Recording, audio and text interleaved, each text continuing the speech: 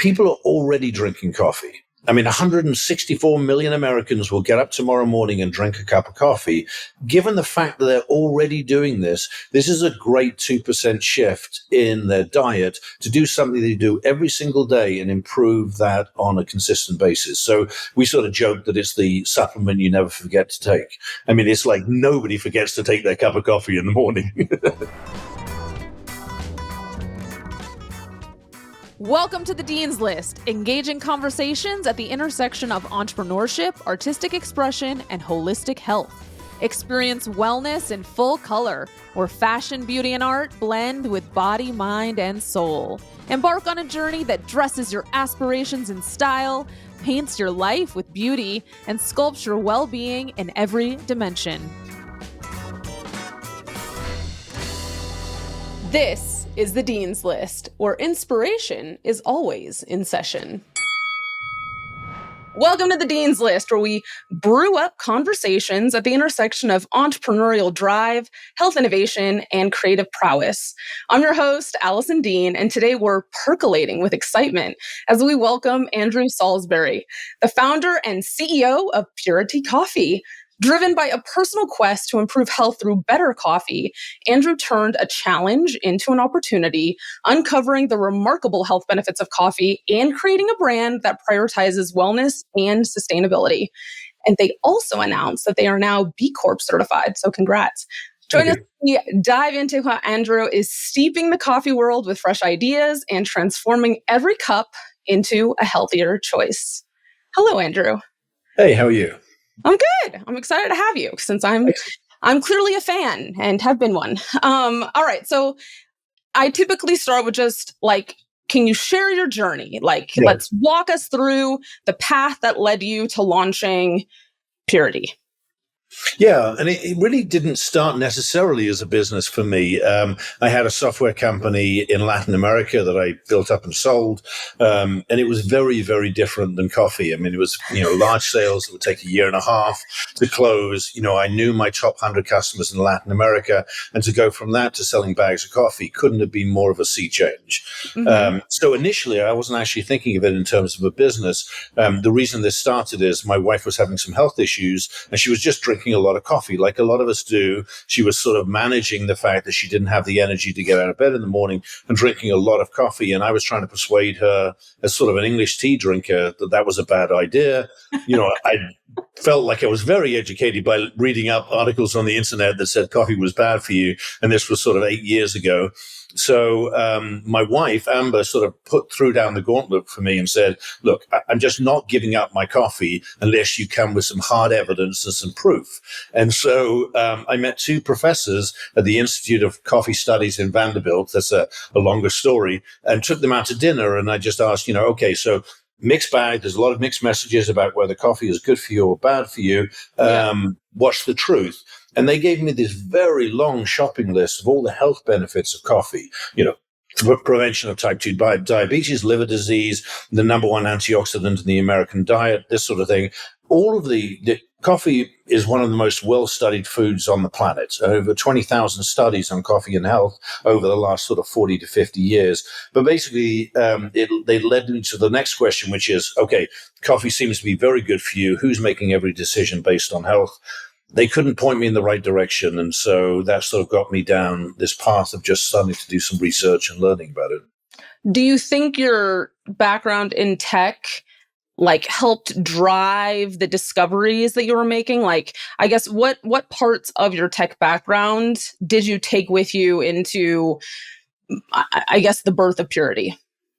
I think it was curiosity more than anything. So, one of the things about setting up in a different country, like we were in Brazil and Colombia, and we had 5 offices in Latin America, every country was different and every tax system was different. And, yes. And so you really had to be curious. You had to be, okay, well, how do I figure this out? Or how would this work? And obviously people had gone before you and figured it out before, but sort of like understanding what the ecosystem would be in Latin America, where you're trying to mix really sort of the import regulations of 13 different countries, which is what we really had to do. So curiosity was, I think, very important for me. Yeah. Okay. And so After all this curiosity, and clearly you made some discoveries, then what was okay, I'm turning the page and now I'm going to launch my next company and it's going to be a coffee business? Yeah, I often think about businesses in terms of plateaus. Like you reach a certain plateau, is there enough proof that at that plateau that you want to go to the next plateau? So the first plateau for me was learning all about the health benefits of coffee, and then picking a coffee based on all of that criteria, then tasting the coffee, having it roasted in a way that's good for health, and then also tasting it, and then hopefully realizing that there was going to be a next platform that I would go and build from there. And the sort of the truth is, the very first coffee we tried, we were the victim of all the things that in the industry, I warn people of, which is they obviously didn't think I was very experienced in coffee, which I wasn't, and they gave me some of the worst coffee in the world. And the experiment almost ended right there, because when Amber and I tried the coffee, we were like, this is horrible, and it doesn't make us feel good. And we followed every rule, and we followed, Adriana Ferrar, who's the professor from the University of Brazil that I was working with.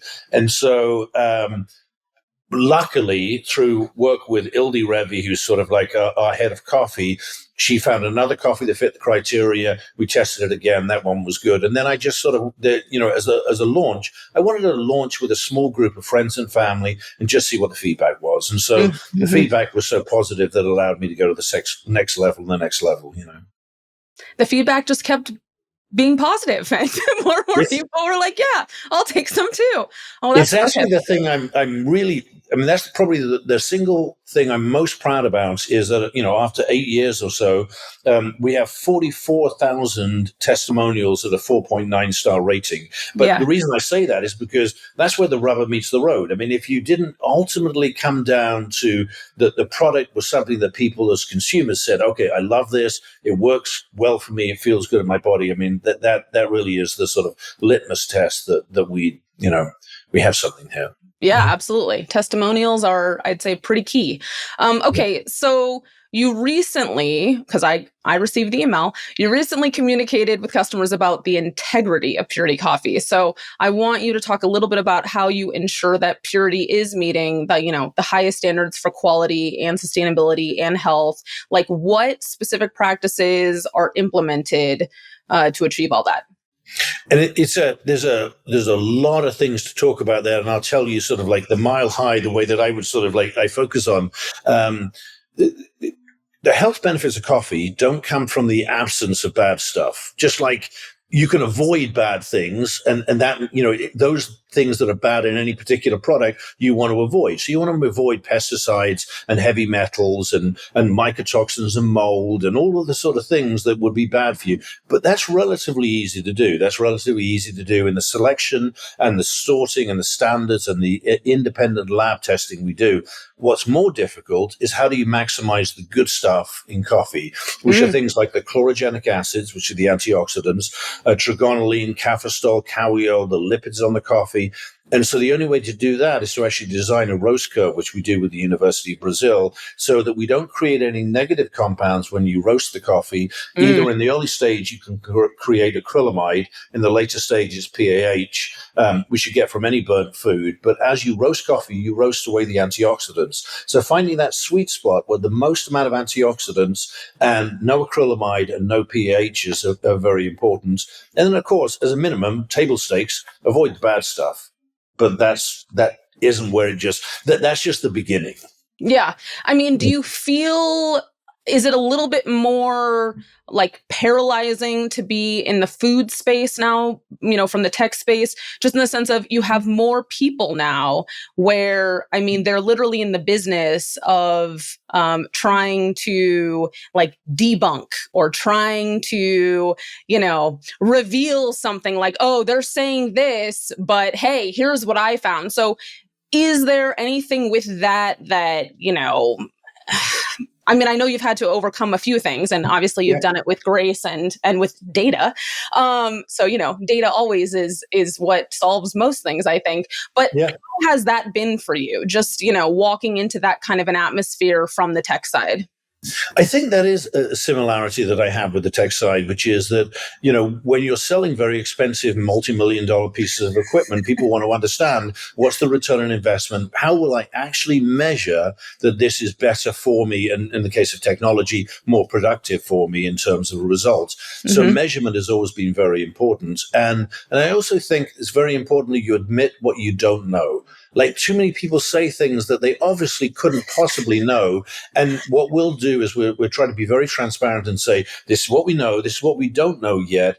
But we know that we're leading the industry when it comes to all of those things. So I don't mind being, very transparent and saying, look, this is not knowable right now. Well, for example, we don't know the lipids on coffee, which are the oils on coffee. As they get older, about 15 to 20 days after roasting, those lipids can turn rancid. And the problem is eating rancid, obviously, any rancid oil would be bad for you. We don't know exactly how bad for you. We don't know. We just know to avoid it. So, I Yeah. mean, there are certain decisions which are, nobody's telling us, for example, that coffee treated with pesticides is better for you. So, I mean, we're like, so that was an easy decision. Let's just move on past that. But there's some decisions that were like, this is what science tells us. Like, for example, when you roast coffee, the darker you roast the coffee, you roast away the antioxidants. So you roast away the chlorogenic acids. But what's interesting with a darker roasted coffee, if you don't roast it too dark, is the chlorogenic acids turn into chlorogenic lactones. And that's very good for gut health and blood-brain barrier, Alzheimer's, dementia. Science tells us that you want more of that in coffee if that's your concern. But we don't know exactly what the result would be because we haven't done enough in vivo or in vitro studies on coffee, because it's very hard to get a group of people and say, I want 1,000 people over here. You don't drink coffee for all of your life and you can drink purity. I mean, as you can imagine, it's very difficult. So there is a certain amount of just like, we're going in the direction of this North Star. Right. And these are the decisions we've made. And the customers have to judge whether this is a good decision or a bad decision. And what we always encourage is pay attention to the way your body tells you you're reacting to this particular product. I mean, if your body reacts badly, it's not good for you. Move on. It's and Amen that's to that. thankfully not the case with us. It's been very positive. Right. Okay, so I know since I also was part of this, you recently launched a crowdfunding campaign for investment. Yeah. What motivated that decision, and how do you envision the funding to impact the future of the Purity brand? I think for us, it's directionally important because, unlike the last business that I built up and sold, I really haven't got any intentions of selling Purity at any point, unless somebody could show me they could accelerate the growth of Purity in a way that better than I could do myself, which is always possible, but it's not my goal. My goal is, to carry on doing this. This is the first rung of the ladder. I want to make every decision based on health. And I know that some companies who've got a profit motive as their primary goal will make some decisions that would result in more profitability, but a lower quality product. And they make those decisions all the time. So there's a long way of saying that the value of crowdfunding for me is it allows me to go to my customers and interested sort of smaller parties who can invest, $500 if they want and be an owner in the company and be along for the sort of journey of the company. And there's not a misalignment. The problem with venture capital and private equity is their goal. And there's nothing wrong with this. If you as a founder, your goal is to build a company up for sale, that's one direction, but you can automatically assume if you bring in people like that their intention is to help you build it up and sell it. And that's not my goal. So that's one of the reasons why crowdfunding, I think, is a really important direction. And it allows us to do some interesting things that private equity probably wouldn't ask us to do. And, we've self-funded the business up to this point, but I think now it's all about scale. I mean, we're growing very quickly. We're averaging around 97% growth a year in the last 7 years. So every year, consistent growth. But I think there's more opportunity now to scale. So What are the IP opportunities given the types of roasting practices that you're doing?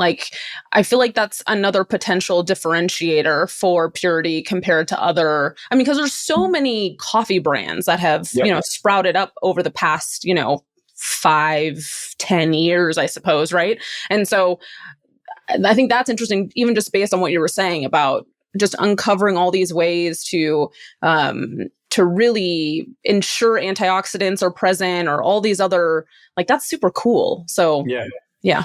I really think IP is very interesting. It's the next direction. So I sort of I look for what I consider the high ground. And the high ground is, what's the place that we wish we would have owned when coffee and health becomes a category? And so IP is one of that points of high ground. It's like, do we want to be in True Food Kitchen and Canyon Ranch and places like that where health is the primary driver?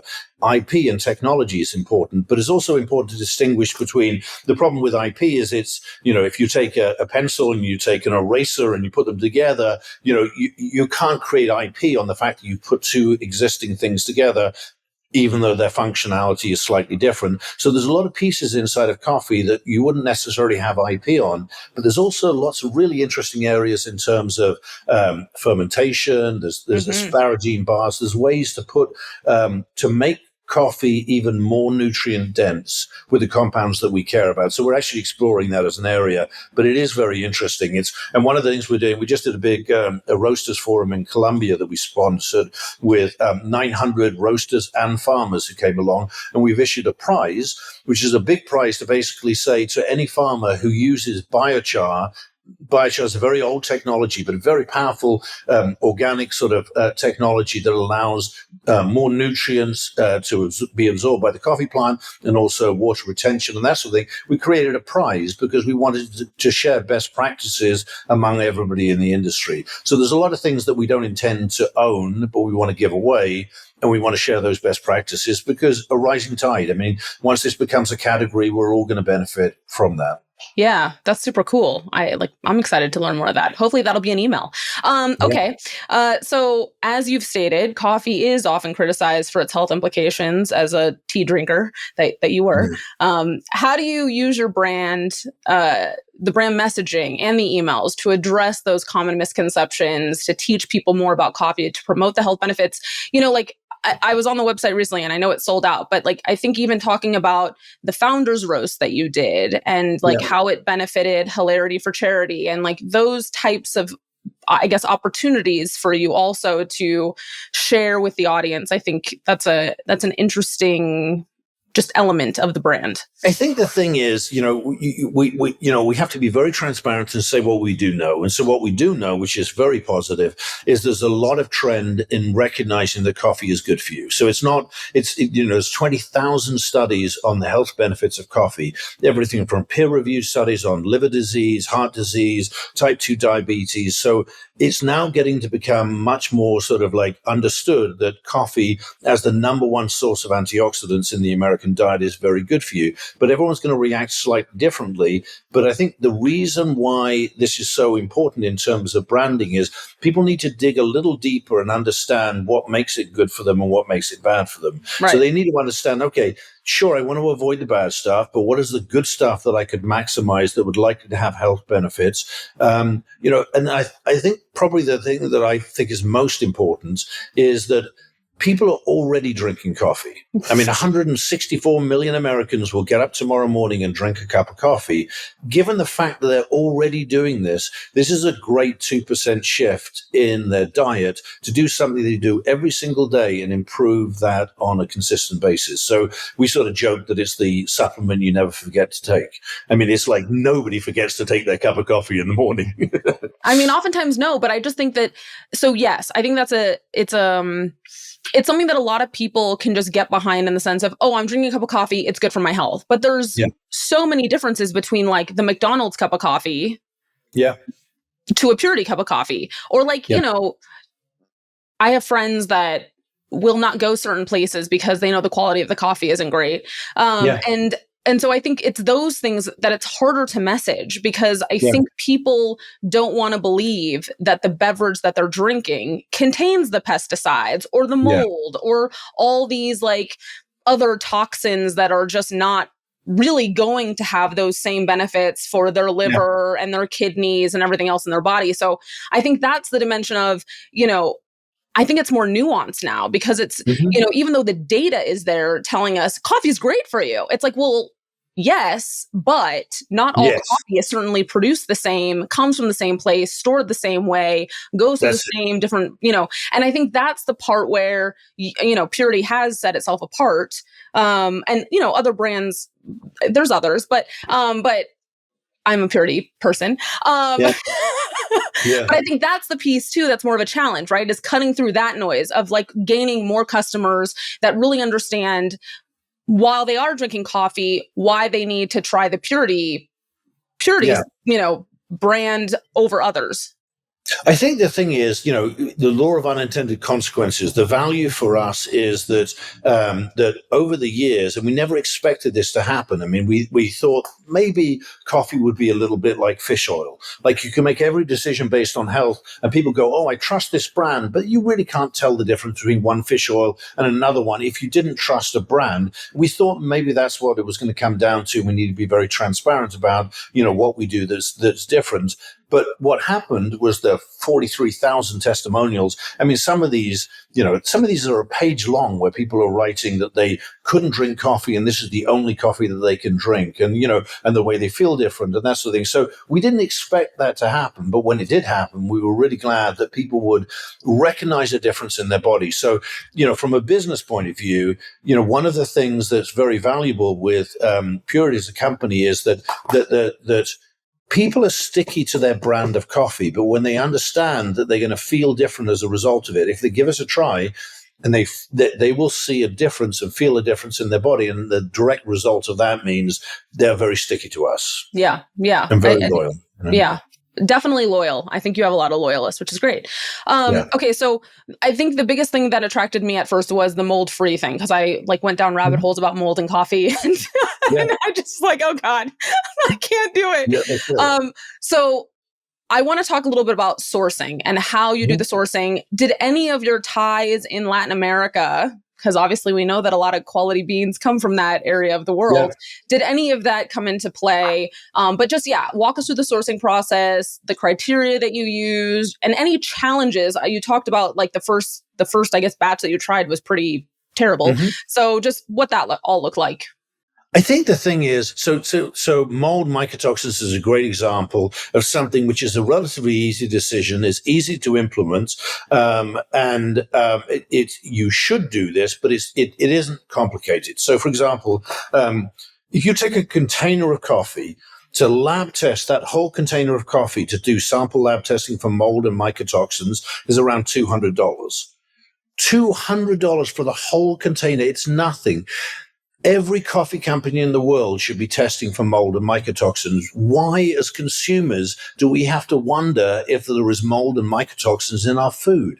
I mean, it is so cheap to do. It is so basic. It should be a given for everybody. So, should you do it? Absolutely. But should it be a standard for everybody? Yes. But the problem is that Europe has those standards. They have standards for ochratoxin A and all this sort of thing. But so coffee that maybe is not treated as well at origin is often sent to the US. And so, we can fix it just by saying we're going to lab test the coffee. And as consumers, we should all be asking that the supply chain has been tested to make sure that it's food safety. And so often one of the problems with coffee is it's produced in humid climates, and that means that there's more likely that mold is developed. And so mold can be developed at any stage in the process, all the way through from picking to bags that are left on the side of the road to when they clean and process the coffee. There are lots of ways that mold can develop. The only way that you can be assured that your coffee doesn't have mold and mycotoxins. So mold is basically the food for mycotoxins. So mycotoxins, you can have no mold on your coffee. Your coffee doesn't look green, but it can have mycotoxins on the coffee. The only way to find out if your coffee is free from mycotoxins, and every coffee company should do this, is there should be a certification that is independently lab tested to be free of mold and mycotoxins. So as a consumer, you should absolutely demand that of any coffee you drink, whether it's ours or anyone else. things, you know. Yeah. Okay. I mean, I appreciate that. And I think that's a really good billboard. But just also, do you recall any other hurdles for yourself when you were getting started in the sourcing of the beans and just any just Yeah. interesting discoveries that you had? Because obviously, as the company grew, you were learning along the way about just various things. So anything that was memorable for you that you think back on and you're like, oh yeah, that was an interesting, hurdle, or that Yeah. was an interesting, enlightening discovery about coffee sourcing that I wouldn't have expected. I don't know. Yeah, the biggest thing by far is the fact that we decided in the early days we would make every decision based on health and we wouldn't compromise. Right. And so while we cared about the environment, it wasn't our major goal. In other words, we're not going to make environmental decisions, then make health decisions on the coffee. We were always making health decisions on the coffee. But then we started to recognize something about 4 years back, and we started to recognize that some of the labels of coffee that we were buying, we're always buying organic. It was always organic, regeneratively farmed, but we were starting to notice things like that the coffee was certified to be Smithsonian bird friendly. And Smithsonian bird friendly means that migratory birds land in the coffee. And we were thinking, well, why does that matter? Well, why it matters is because it shows that the coffee is grown in its natural conditions, in wild conditions, and it's not industrial farming. And the big aha moment is, since we've lab tested coffee from the first day that we produced a bag of coffee all the way for the last 8 years, we've recognized that coffee grown close to close to nature and close to the environment has more CGAs and has more antioxidants than normal mass-produced industrial coffee. So we're like, this is incredible. I mean, we saw a correlation where we're like, okay, if we could look for these labels, if we can look for Demeter certified and biodynamic and hand-picked, hand-selected, and we move away from machine-picked and, machine sorted, that there would be higher levels of antioxidants. And so then what we did a few years back, about 3 years ago, we bought a farm in Colombia so that we could experiment on a farm level, sort of experimenting with the soil to see if what we did on the soil would actually have an impact with the coffee. Because there's a little bit of a roadmap for us, because people weren't buying coffee based on health. They weren't producing coffee based on health. And because of that, they weren't making the decisions that they knew that they could make, and we knew that they could make, because there wasn't a financial incentive. So what we started doing is paying them more money, doing micro lending, and also lending them money so that they can make these moves on the farm. So there are things like biochar, biodigesters, in other words, like avoiding methane. There's a lot of things that we do in our production of coffee with our collaboration with the farmers that they wouldn't do unless they were paid a bigger premium as a result of making coffee based on health. And there's a long list of those type of things, from the quality of the water they use to the biochar on the ground, and how they're avoiding methane. And there's a lot of things in that process that makes a big difference when it comes to food safety that they wouldn't naturally do. I think that's an interesting point too. A lot of people, when they think about testing their coffee, unless you're testing the direct bean versus that cup of coffee, the water that you're brewing your coffee in could be contaminated with a whole host of terrible things. And it's not the beans, it's the water. So, there's all these enlightening rabbit holes to go down. The perfect storm, right? Yeah. Okay, so I also want to talk about, so in 2020, I think it was 2022, you launched a rebranded product line. So it was something where the bags had specific names on them that were emphasizing health a little bit more prominently: balance, calm, ease. I know that you said, there's tons of testimonials online, tons and tons and tons. Are there some striking ones?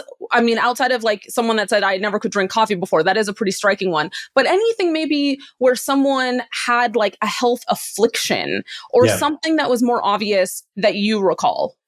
Yeah, the big thing that I would say there's a barbell of customers who come to us. There's people who, on one side of the barbell, is the people who naturally do all these things that are healthy. They do yoga and supplements, and they exercise, watch what they eat, but they ignore their coffee because it's like, okay, just don't mess with my coffee. This is my one bad habit, and then they realize, wow, I should pay attention to this because I can pay attention, and it'll make a difference. The other side of the barbell is the people who suffer from the sort of afflictions that coffee can help with. And so one particular group, which I think, that resonates very strongly with our coffee is people who have mast cell.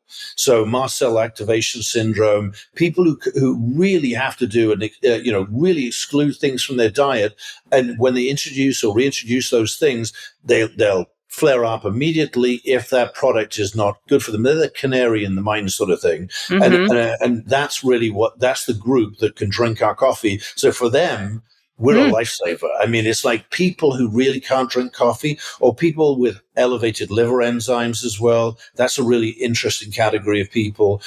Coffee is one of the, Dr. Sanjeev Chopra is on our advisory board. And basically his focus is obviously on the liver, his heptologist. And he says of all the things that you can do in terms of like diets and that sort of thing, there is nothing that's more profound than coffee. For every cup that you drink from the baseline, so if you drink 1 cup and you decide you move to 2, there's a 20% lower chance of ever developing fatty liver, liver cirrhosis, or end-stage liver disease from each additional cup of coffee. And so if you drink alcohol, you should be drinking coffee. So, I like that. Like, chase your liquor with some coffee. Yeah, that's right. Or at least the next day.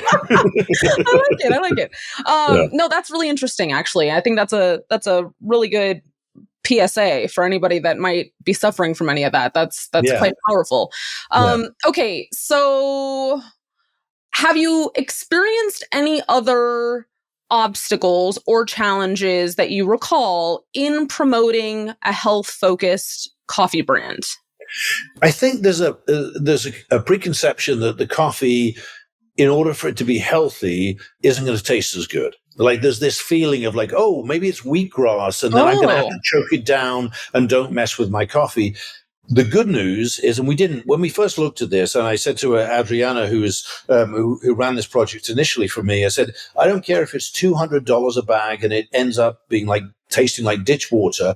I want to know what happens if we make every decision based on health and we don't compromise. Yeah. The good news was that the results were, it's a little bit like an organic strawberry, or, it tastes great. It's fantastic. And you go, wow, this is what a strawberry is meant to taste like. Right. This is what coffee is meant to taste like. Yeah. So that was a hurdle. I will attest to that. It is, I drink the dark roast ease, right? Mm-hmm. And so it is, to me, just very smooth. There's such a contrast. I try and take a little advertisement here for you. I try and take my travel pouches of coffee with me. But then again, it's like the water problem, because the water will also affect how great the brew is, right? So having the filtered water at home certainly enhances the purity coffee. Okay, so let's talk about the growing trend of health-conscious consumers. And also, I think, interesting, the movement to make America healthy again. Yeah. How do you see coffee and the coffee industry evolving in terms of wellness and sustainability as we move forward? I think people will start to recognize it. So one of the things that I sort of focus on is people buy coffee based on, cost or convenience or in some cases, especially coffee taste. But if they realize the health benefits that are associated with coffee, like I do, they would buy for a fourth reason. They would buy based on health, and they would pay attention to those sort of things. So I think that in the industry, people are going to start to recognize that coffee for health is a real thing, that as a category, it needs to be treated differently. We need to pay attention to the way the coffee is roasted and the way that coffee is grown. And also we need to do the basic bare minimum things, that the low bar for every coffee company should be mold and mycotoxin free, should be tested for, my personal belief is that all coffee should be organic, but that's my personal belief. But as a minimum, I believe that it needs to be tested for mold and mycotoxins, heavy metals, that sort of thing, because why not? It's such a cheap fix. It's just, and the only reason you wouldn't do it is because you would rather accept coffee that's of a lower standard and hope the consumer doesn't notice. And that's not fair, I do think that is something that's happening because, people will create jazzy packaging or, they'll have fun marketing, but it doesn't mean that the product is actually good for you. So there's some deception out there where you really do have to dig in a little bit more on what you're buying. I think we're in a new age where, because of just the amount of choice that exists, you have to be much more diligent about, where you want to put your money and who actually cares for you. Because I think also, to your point, there are so many small food-based businesses that are just created for acquisition. I mean, and that's the goal, right? It's not really to enhance someone's health. It's created to enhance someone's wallet. And I think that's the nice thing about this trend is that as consumers are becoming more educated about the things that they want in their foods, the standards that they have, and the sharing is more, is faster, it's more prolific. I mean, the ability to just share and say, I like this brand, I like this product, I feel different on this, I don't like this is just marketing, avoid this concept. So, I really feel like transparency is going to be an important part. And I also think after COVID, people are realizing that they actually have to pay attention to their overall health in the food that they eat. And it's much more proactive than, than waiting until you need sort of medical intervention of some sort. Yes, amen to that. Okay, I asked this of everyone. I want to know, Andrew, what does wellness mean to you? It's being holistic, I think. I mean, holistic in the sense that it's not one thing. It's mental wellness as well as emotional wellness as well as in the food, and it's that balance. It's that holistic balance of saying, sometimes I'm going to treat myself, and sometimes I'm going to eat really, really well, and then, but it's that overall balance that says it's an upward sort of like spiral. I'm concentrating and improving my overall wellness with the foods that I eat. So how do you maintain your wellness amidst the demands of running a successful business? I think purchasing is probably one of the easiest things to do. I mean, we live in a world where, think food can be delivered to our door, and the best food in the world can be delivered and can be, grass-fed beef if you want. Just the options are unlimited. So we live in that world. And I think that's, it's important to take the time to educate yourself about, what is the best in a particular product. And we have that flexibility and that ability wherever we live, that it can be delivered to us. And I think that to me is probably the most important thing. And then, I don't think it's news to anyone, just the basics of just exercising and going for a walk and being outside, eating well, that sort of thing.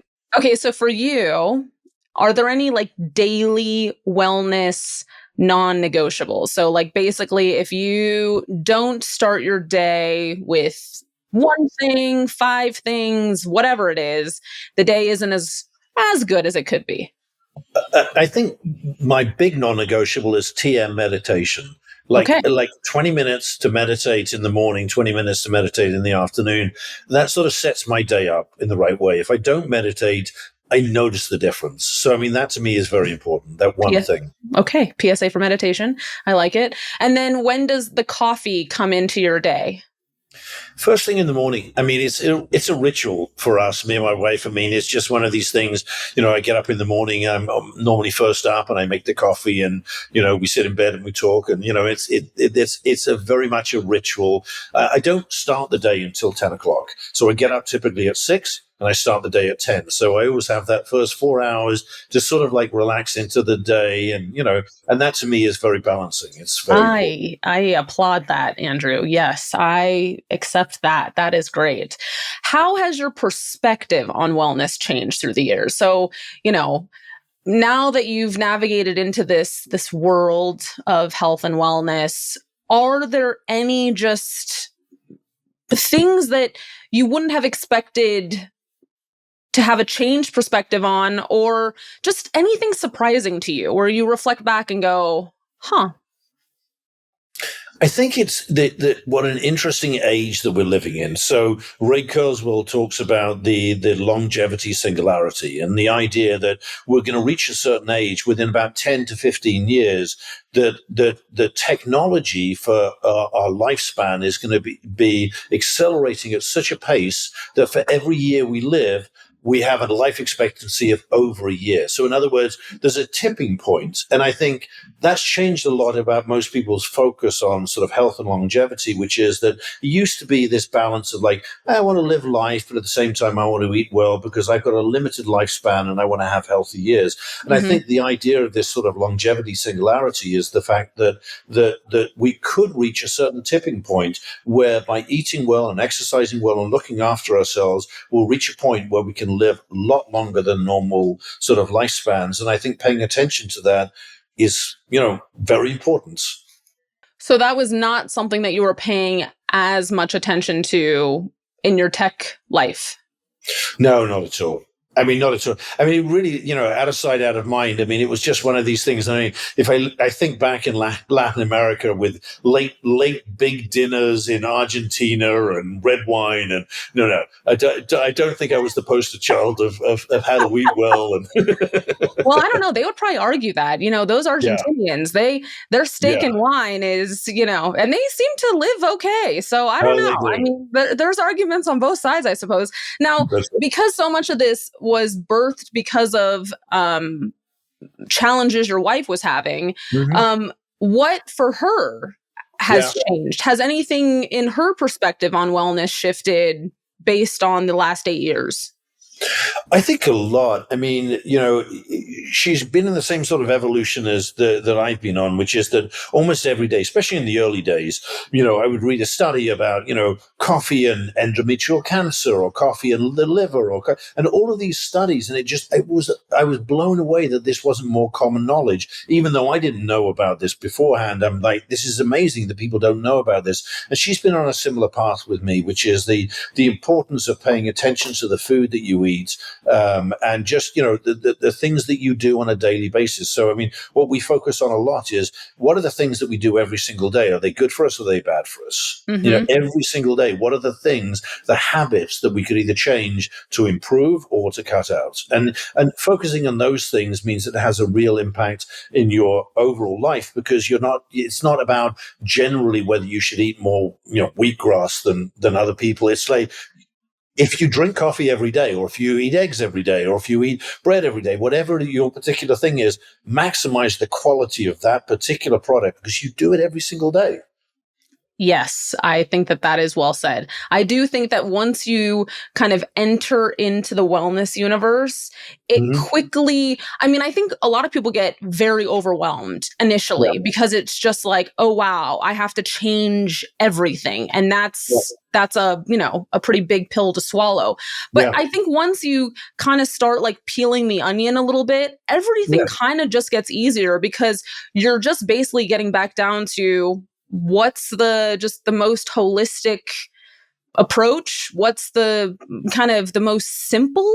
Because I feel Yeah. like, so many things are just, there's too Yeah. many ingredients and things. So it's like, when you go back to the basics, there's a lot of wellness just in that, right? Like, And just, as in business, the Pareto principle. I mean, 80% of the staff, focus on the thing that's likely to have the biggest impact in your right. life. And so, what are the things you do every single day? How can you maximize those? How can you go for an extra 5 minutes a day for a walk? Or how do you just, how do you decide you want to get sunlight for the very first thing that you do in the morning? There's moves that you can make, I think, that are relatively small adjustments, because you do it every single day. And then save for later those things that you go, well, I really should have an ice bath. I mean, maybe you should, but I mean, is that what you're going to do every single day?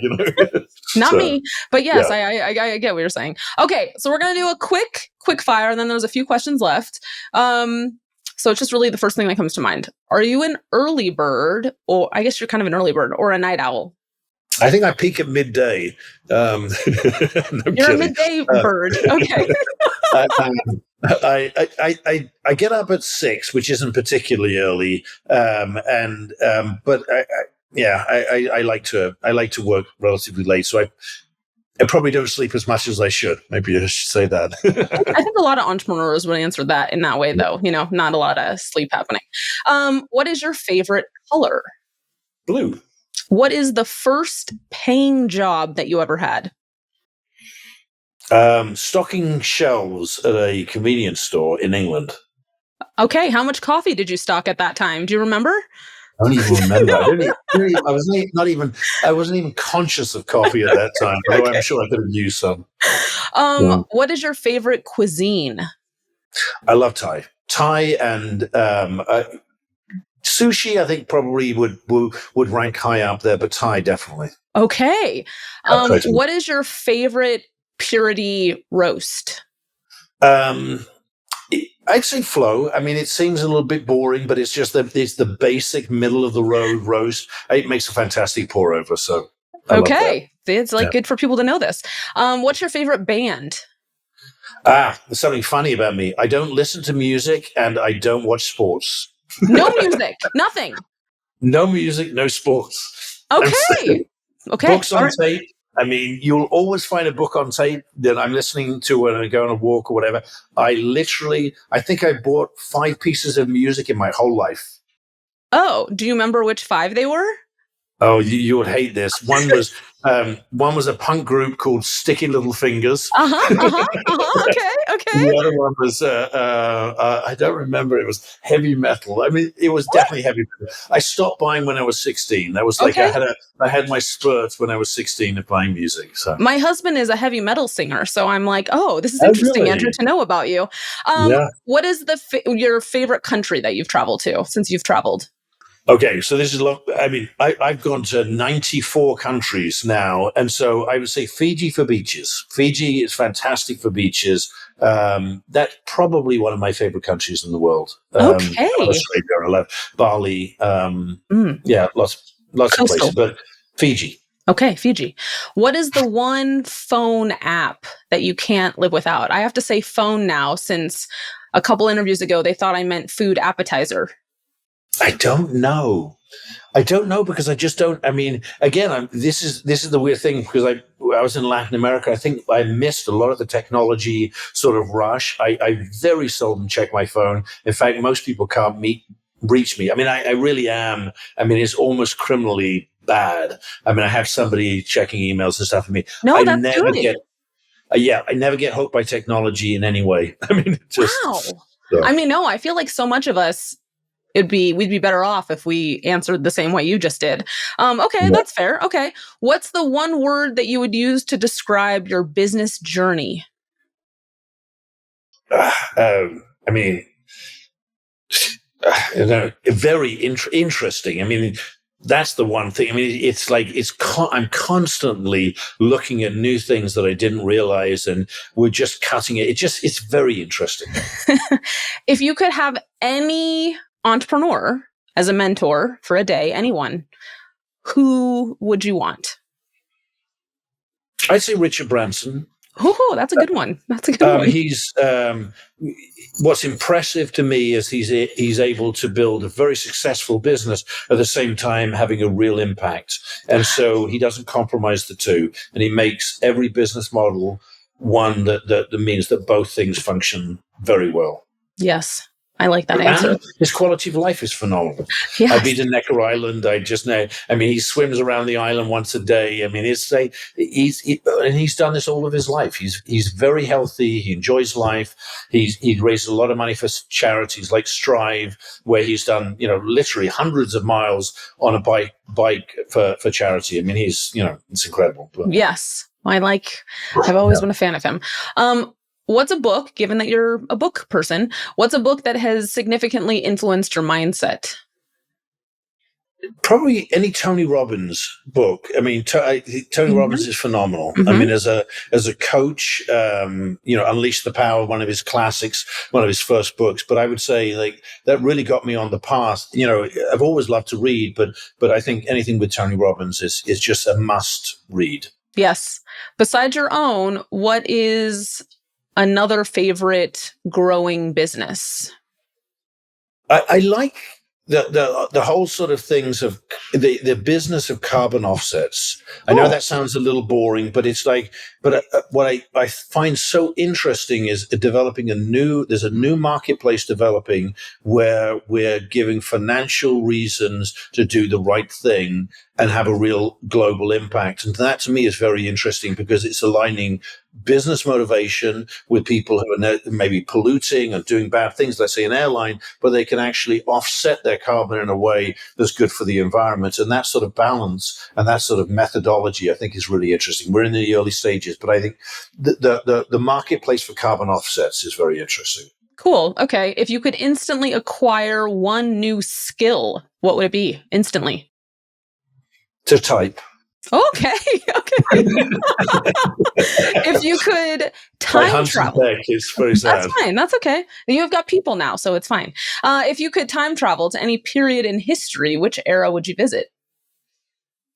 I don't know, honestly. I mean, I would love to visit my great grandparents and that sort of thing. I think that would be 100 years ago. I think that would be really interesting, especially in England, just to sort of have a perspective of where I came from and that sort of thing. But it's probably, I love probably that. that. So, like 1920s England? Yeah. Okay. And if you weren't doing this, running Purity, what else might you be doing? It's funny because purity was such a big shift from me from what I was doing before. Right. It's a difficult question to answer, but I would say that I would be doing something more on the environment. I mean, I think I would be focused on. Mm. Um, I think there's a big wave coming. I think in the environmental wave that people are understanding that they can have an impact. And I think that's a movement. I think that's going to be a very interesting movement, and I think I would be somewhere in the environmental space. Awesome. Thank Yeah. you. Okay, that's great. So, okay, now let's look ahead. What innovations or future projects that you can share do you have in mind for Purity? Like, could be new products, new initiatives, just anything that is exciting for you. There's a couple, but I think what we're doing on a soil level is the most interesting. Yeah, that's So, really cool. the fact that the nutrients in the soil have a direct relation to the nutrients in the food that you eat, Oh, and what yes. can we do in a soil level to maximize those nutrients, and things like biochar, which is this 6,000-year-old technology that basically is when they took organic waste and they set fire to it and they put a light layer of dirt on it and it created this activated charcoal. They did it because of bigger yields and all this sort of thing and water retention. This was 6,000 years ago in indigenous Indians, but now we're starting to realize that biochar actually sequesters carbon and puts it down into the soil. So it has that sort of impact in terms of like, it's good for the environment, it sequesters carbon, and it's good for the plants. Yeah. So that's my pet project. And I feel like there's a lot of, or at least I'm just discovering them now, but there's companies now that are really focusing on soil regeneration. Mm-hmm. And I find all of that to be so necessary, given just how much, at least in the US, the amount of chemicals that our soil contains at this point. Any of these organizations that are making it their mission to improve our soil, I'm applauding. I'm hoping I can help in some way because I think it's just so important for the integrity of our food. So yes, love that. Okay. And then what advice would you give if, you were in a convo with an aspiring entrepreneur, could be someone in food and bev, but maybe not. What advice would you give them about business? Probably the start is just find the biggest problem that you think you can solve. I mean, like, be problem focused. I mean, it's like, what really annoys you, or what frustrates you, or what do you think is like, this shouldn't be this way, and try and find a solution to that problem that impacts the most amount of people. So in other words, you find a problem that impacts billions of people, that is the path to becoming a billionaire. It's like, you have to, the bigger the problem that you focus on, the more success you're likely to have, and also the more leverage you get because there's other people who want you to succeed. So finding out who your allies are and who the people who want you to win is very important, so that you're sort of like, if you're rowing in one direction, there's other people who are rowing in the same direction and they're trying to address the same problem. So the bigger the problem you're trying to address, the more people are trying to solve it in different ways. Yeah. That's a good one. Okay, so Andrew, is there anything that we didn't talk about that you were hoping we would? I think probably, especially as we're talking about entrepreneurs and they're starting their business, one big thing for me that I focus on that has been a real validation point for us is that when we first were in Inc. 5000, and we've now been in Inc. 5000 for 4 years in a row as one of the fastest growth coffee companies in the US, if not the fastest, because they in their history they've never had a coffee company that's been 4 years or more in a row on the Inc. 5000, and so we're presently 4 years and counting. So it's a very good sign for us, we feel. 4 years and more and beyond. Yes, I don't see why that would stop. So what are the Like what benefits has that brought to Purity? I think it's just a validation that this is a category. I think it's helped us with crowdfunding. I think the fact that people see that the underlying business is sound and that we're growing really quickly is a validation that helps with crowdfunding, because it's people will recognize that you can make money and be successful while at the same time doing some good. So I really feel like that is a good external validation of our growth. Yeah, I definitely, in my mind, Andrew, I have like visions of some kind of a cover with me on it on Inc. magazine, you know? I don't know what it'll be, Andrew. I don't know.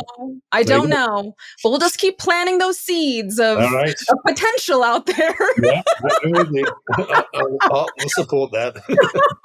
All right. So I think we should share some socials. I know that the Instagram for Purity is purity_coffee. I'm not sure about some of your others. Obviously, the website is puritycoffee.com. Yeah. And there's a promo code, which I've been given, so that at checkout, if you're a new Purity person, you can get 20% off using the code Dean's List. So thanks to Melissa. Shout out. Thank you for setting that up for all of these listeners. But is there any other places, Andrew, where people could find Purity if they wanted? I don't know if you guys are on X or TikTok or... I don't think we're on X. I think we are on TikTok, but it's just go to our site or Amazon, puritycoffee.com, go to Amazon, and I think... I think you guys are pretty easily findable. So thankfully you're good. Well, it's been a pleasure chatting with you. Thank you for answering all the questions. I hope you had fun. I know that you do this often enough, Andrew, where, you're one of those people where someone that's been on a lot of podcasts, you're like, okay, what questions are going to be like at least somewhat new, different? And it's like, you really it's like you really put your like Barbara Walters cap on. I'm like, how can I just like go somewhere else with this? Anyway, it's been a pleasure, and I'm so happy to have had you on the show. So thank you for being on the Dean's List. All right, thanks, Allison. Appreciate it. And thank you all for tuning into this episode of the Dean's List. Be sure to subscribe on your favorite platform to stay updated, and follow us on Instagram at official_Dean's List and YouTube at It's Official Dean's List. I'm your host, Allison Dean. Until next time.